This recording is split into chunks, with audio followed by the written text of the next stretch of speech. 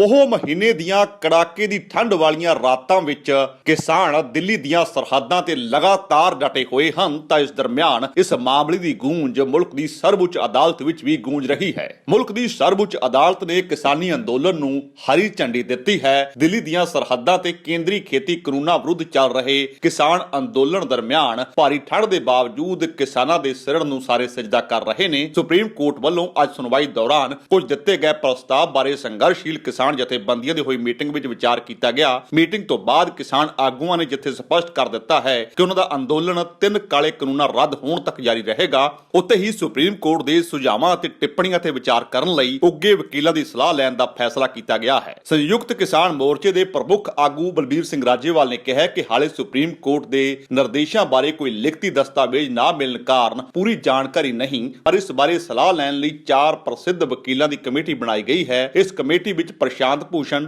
ਐਚ.ਐਸ. ਫੂਲਕਾ, ਦੁਸ਼ਯੰਤ ਦਵੇ ਅਤੇ ਕੋਲੋਨ ਗੋਲਸਾਲਵੇਜ਼ ਸ਼ਾਮਲ ਕੀਤੇ ਗਏ ਹਨ। ਇਹਨਾਂ ਦੀ ਸਲਾਹ ਤੋਂ ਬਾਅਦ ਸੁਪਰੀਮ ਕੋਰਟ ਦੇ ਫੈਸਲਿਆਂ ਬਾਰੇ ਵਿਚਾਰ ਕੀਤਾ ਜਾਵੇਗਾ। ਆਲ ਇੰਡੀਆ ਕਿਸਾਨ ਫੈਡਰੇਸ਼ਨ ਦੇ ਆਗੂ ਕਿਰਨਜੀਤ ਸਿੰਘ ਸੇਖੋਂ ਨੇ ਕਿਹਾ ਕਿ ਅੱਜ ਦੀ ਮੀਟਿੰਗ ਵਿੱਚ ਅੰਦੋਲਨ ਦਾ ਰਿਵਿਊ ਕੀਤਾ ਗਿਆ ਹੈ। ਇਸ ਗੱਲ ਤੇ ਤਸੱਲੀ ਪ੍ਰਗਟ ਕੀਤੀ ਗਈ ਹੈ ਕਿ ਭਾਜਪਾ ਦੇ ਕੂੜ ਪ੍ਰਚਾਰ ਅਤੇ ਸਾਜ਼ਿਸ਼ਾਂ ਦੇ ਬਾਵਜੂਦ ਅੰਦੋਲਨ ਦਿਨ-ਬ-ਦਿਨ ਹੋਰ ਮਜ਼ਬੂਤ ਹੋ ਰਿਹਾ ਹੈ ਅਤੇ ਦਿੱਲੀ ਦੀਆਂ ਸਰਹੱਦਾਂ ਦੀ ਗਿਣਤੀ ਹਰ ਦਿਨ ਵੱਧ ਰਹੀ ਹੈ। ਸਾਰੇ ਬਾਰਡਰ ਤੇ ਧਰਨੇ ਜਾਰੀ ਹਨ। ਮਹਾਰਾਸ਼ਟਰ ਦੇ ਆਗੂ ਸ਼ਿਵ ਕੁਮਾਰ ਕੱਕਾ ਨੇ ਚਿੱਲਾ ਬਾਰਡਰ ਤੇ ਅੰਦੋਲਨ ਵਿੱਚ ਸ਼ਾਮਲ ਹੋਣ ਜਾ ਰਹੀਆਂ ਮਹਿਲਾਵਾਂ ਅਤੇ ਲਾਠੀ ਚਾਰਜ ਦੇ ਆਗੂਆਂ ਦੀ ਗ੍ਰਿਫਤਾਰੀ ਦੀ ਨਿੰਦਾ ਕੀਤੀ ਹੈ। ਅਸਲ ਵਿੱਚ ਸੁਪਰੀਮ ਕੋਰਟ ਨੇ ਕਿਸਾਨਾਂ ਵੱਲੋਂ ਬਿਨਾਂ ਕਿਸੇ ਹਿੰਸਾ ਦੇ ਪ੍ਰਦਰਸ਼ਨ ਕਰਨ ਦੇ ਅਧਿਕਾਰ ਦੀ ਤਸਦੀਕ ਕਰਦਿਆਂ ਸਰਕਾਰ ਨੂੰ ਵਿਵਾਦਤ ਖੇਤੀ ਕਾਨੂੰਨ ਹਾਲ ਦੀ ਕੜੀ ਅਮਲ 'ਚ ਨਾ ਲਿਆਉਣ ਦੀ ਸਲਾਹ ਦਿੱਤੀ ਤਾਂ ਕਿ ਸੰਘਰਸ਼ ਦੇ ਰਾਹ ਪਏ ਕਿਸਾਨਾਂ ਨੂੰ ਗੱਲਬਾਤ ਦੇ ਮੇਜ਼ ਤੇ ਲਿਆਂਦਾ ਜਾ ਸਕੇ। ਉਧਰ ਮੋਦੀ ਸਰਕਾਰ ਨੇ ਸਿਖਰਲੀ ਅਦਾਲਤ ਦੇ ਇਸ ਸੁਝਾਅ ਦਲੀਲ ਦਾ ਇਹ ਕਹਿੰਦਿਆਂ ਵਿਰੋਧ ਕੀਤਾ ਕਿ ਅਜਿਹਾ ਕੀਤਾ ਤਾਂ ਕਿਸਾਨ ਗੱਲਬਾਤ ਲਈ ਅੱਗੇ ਹੀ ਨਹੀਂ ਆਉਣਗੇ। ਕੋਰਟ ਨੇ ਸਾਫ਼ ਕਰ ਦਿੱਤਾ ਹੈ ਕਿ ਹਾਲ ਦੀ ਕੜੀ ਉਸ ਲਈ ਕਾਨੂੰਨਾਂ ਦੀ ਵੈਧਤਾ ਨਹੀਂ ਬਲਕਿ ਕਿਸਾਨਾਂ ਦਾ ਅੰਦੋਲਨ ਅਤੇ ਬੁਨਿਆਦੀ ਅਧਿਕਾਰ ਸਿਖਰਲੀ ਤਰਜੀਹ ਹਨ। ਸਿਖਰਲੀ ਅਦਾਲਤ ਨੇ ਕਿਹਾ ਕਿ ਉਹ ਖੇਤੀ ਕਾਨੂੰਨਾਂ ਨੂੰ ਲੈ ਕੇ ਬਣੇ ਜਮੂਦ ਨੂੰ ਤੋੜਨ ਲਈ ਪੀ ਸਾਈਨਾਥ ਜਿਹੇ ਖੇਤੀ ਮਾਹਿਰਾਂ ਅਤੇ ਸਰਕਾਰ ਤੇ ਕਿਸਾਨ ਯੂਨੀਅਨ ਦੇ ਨੁਮਾਇੰਦਿਆਂ ਦੀ ਇੱਕ ਨਿਰਪੱਖ ਅਤੇ ਆਜ਼ਾਦ ਕਮੇਟੀ ਬਣਾਉਣ ਬਾਰੇ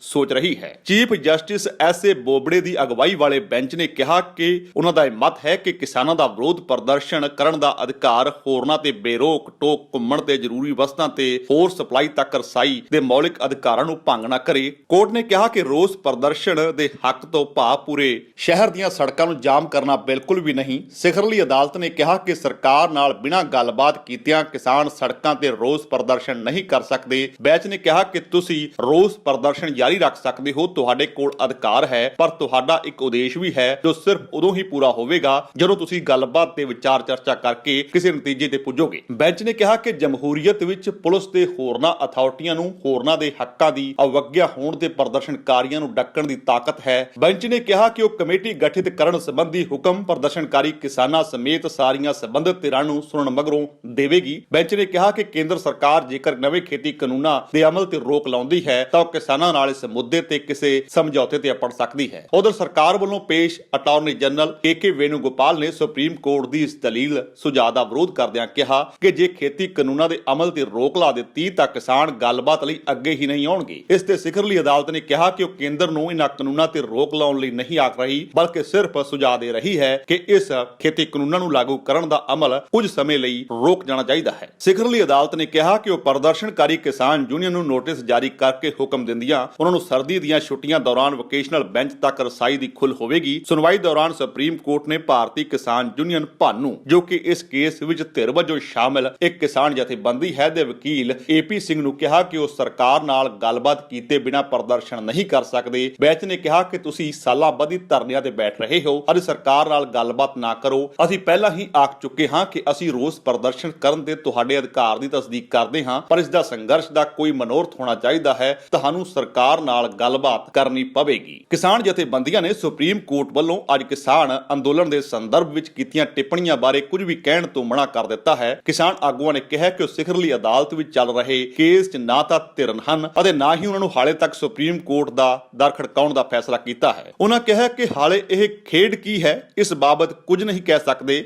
ਉਹਨਾਂ ਕਿਹਾ ਕਿ ਕਿਸਾਨਾਂ ਦਾ ਸਾਂਝਾ ਅੰਦੋਲਨ ਸ਼ਾਂਤਮਈ ਤਰੀਕੇ ਨਾਲ ਇੱਕ ਪ੍ਰਬੰਧ ਹੇਠ ਚੱਲ ਰਿਹਾ ਹੈ। ਕਿਸਾਨ ਆਗੂਆਂ ਨੇ ਕਿਹਾ ਕਿ ਕਿਸਾਨ ਖੇਤੀ ਕਾਨੂੰਨਾਂ ਖਿਲਾਫ ਲਾਏ ਮੋਰਚਿਆਂ 'ਚ ਡਟੇ ਰਹਿਣਗੇ। ਸਿੰਘੂ ਬਾਰਡਰ ਅਤੇ ਕੁੰਡਲੀ ਵਾਲੇ ਪਾਸੇ ਕੀਤੀ ਗਈ ਪ੍ਰੈਸ ਕਾਨਫਰੰਸ ਦੌਰਾਨ ਭਾਰਤੀ ਕਿਸਾਨ ਯੂਨੀਅਨ ਰਾਜੇਵਾਲ ਦੇ ਪ੍ਰਧਾਨ ਬਲਬੀਰ ਸਿੰਘ ਰਾਜੇਵਾਲ ਨੇ ਕਿਹਾ ਕਿ ਇਹ ਅੰਦੋਲਨ ਗੈਰ ਸਿਆਸੀ ਹੈ ਅਤੇ ਬੀਬੀ ਜਗੀਰ ਕੌਰ ਉਖੜ ਗਏ ਹਨ। ਉਹਨਾਂ ਕਿਹਾ ਕਿ ਸ਼੍ਰੋਮਣੀ ਅਕਾਲੀ ਦਲ ਪ੍ਰਧਾਨ ਨੂੰ ਇਸ ਗੱਲ ਦਾ ਇਲਮ ਹੋਵੇਗਾ ਕਿ ਜਦੋਂ ਜੂਨ ਮਹੀਨੇ ਬਿੱਲਾਂ ਤੇ ਗੱਲਬਾਤ ਚੱਲ ਰਹੀ ਸੀ ਤਾਂ ਹਰਸਿਮਰਤ ਕੌਰ ਬਾਦਲ ਕੇਂਦਰੀ ਕੈਬਨਿਟ ਦਾ ਹਿੱਸਾ ਸੀ। ਆਗੂਆਂ ਨੇ ਕਿਹਾ ਕਿ 25 ਸਤੰਬਰ ਨੂੰ ਜਦੋਂ ਇਹ ਕਾਨੂੰਨ ਬਣਿਆ ਹਰਸਿਮਰਤ ਨੇ ਉਦੋਂ ਵੀ ਅਸਤੀਫਾ ਨਹੀਂ ਦਿੱਤਾ ਸੀ। ਹੁਣ ਜਦੋਂ ਕਿਸਾਨ ਅੰਦੋਲਨ ਨੇ ਕੇਂਦਰ ਸਰਕਾਰ ਦੇ ਪੈਰ ਉਖਾੜ ਦਿੱਤੇ ਹਨ ਤਾਂ ਬੀਬੀ ਜਗੀਰ ਕੌਰ ਆਖ ਰਹੇ ਹਨ ਕਿ ਇਸ ਅੰਦੋਲਨ ਨੂੰ ਸ਼੍ਰੋਮਣੀ ਅਕਾਲੀ ਦਲ ਨੇ ਖੜਾ ਕੀਤਾ ਹੈ। ਆਗੂਆਂ ਨੇ ਕਿਹਾ ਕਿ ਸਿਆਸੀ ਆਧਾਰ ਗਵਾਉਣ ਵਾਲੇ ਆਗੂ ਤੇ ਪਾਰਟੀਆਂ ਹੁਣ ਇਸ ਅੰਦੋਲਨ ਦਾ ਹਿੱਸਾ ਬਣਨਾ ਲੋਚਦੇ ਹਨ। ਇਹੀ ਅਕਾਲੀ ਕਰ ਰਹੇ ਹਨ। ਕਾਬਲੇ ਗੌਰ ਹੈ ਕਿ ਬੀਬੀ ਜਗੀਰ ਕੌਰ ਨੇ ਕਿਹਾ ਸੀ ਕਿ ਅਕਾਲੀ ਦਲ ਨੇ ਕਿਸਾਨਾਂ ਨੂੰ ਅੱਗੇ ਲਾਇਆ ਹੋਇਆ ਹੈ। ਕਿਸਾਨ ਆਗੂਆਂ ਨੇ ਦੋਸ਼ ਲਾਇਆ ਕਿ ਕਿਸਾਨ ਅੰਦੋਲਨ ਨੂੰ ਬਦਨਾਮ ਕਰਨ ਦੇ ਲਈ ਇਸ ਤਰ੍ਹਾਂ ਦੀ ਬਿਆਨਬਾਜ਼ੀ ਕੀਤੀ ਜਾ ਰਹੀ ਹੈ। ਉਹ ਬੀਬੀ ਜਗੀਰ ਕੌਰ ਦੇ ਇਸ ਬਿਆਨ ਦੀ ਸਖਤ ਲਹਿਜੇ ਵਿੱਚ ਨਿੰਦਾ ਕਰਦੇ ਹਨ।